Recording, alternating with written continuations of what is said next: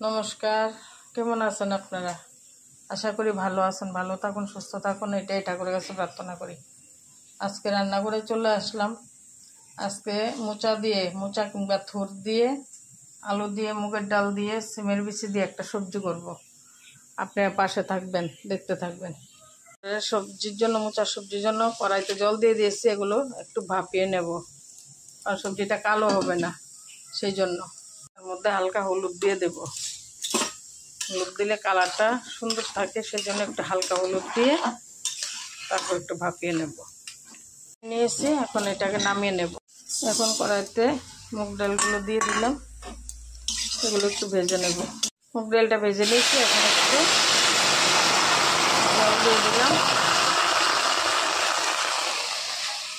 হালকা সিদ্ধ করে নেব। হালকা সিদ্ধ করে নিয়েছি, এখন নামিয়ে নেব। কড়াইতে তেল দিয়ে দিলাম, এখন আলুগুলো ভেজে নেব। স্বাদ মতো নুন দিলাম, হলুদ দিলাম।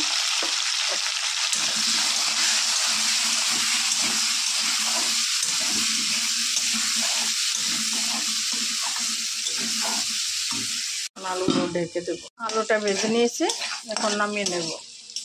নিয়েছি, কড়াইতে তেল দিয়ে দিলাম। এখন যে মোচাগুলো ওগুলো ভেজে নেব। তার মধ্যে নুন দিয়েছি,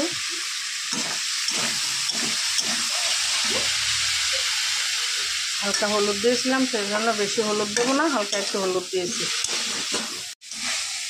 মোচাটা ভেজে নিয়েছি, এখন নামিয়ে নেব। আলুর সঙ্গে ঢেলে নিয়েছি একসঙ্গে।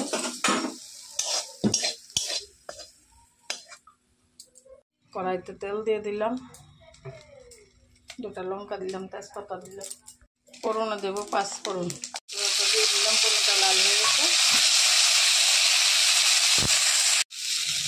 সবজিগুলো দিয়ে দেবো। মুগ ডালগুলো সিদ্ধ করে রাখছিলাম, ওইগুলো দিয়ে দিলাম। বিচিটাও দিয়ে দিলাম। এক চামচ ঘি দেবো,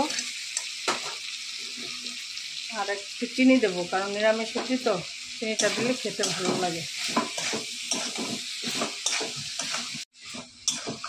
মশলার সঙ্গে নেড়ে চেড়ে কষে নিয়েছি, এখন প্রয়োজন মতো জল দিয়ে দেবো। স্বাদ মতো নুন দিয়ে দেবো, এরকম একটু ঢেকে দেবো। সবজিটা হয়ে গেছে, গরম মশলা দিয়ে এখন নামিয়ে নেব। সবজিটা হয়ে গেছে, এখন নামিয়ে নেব।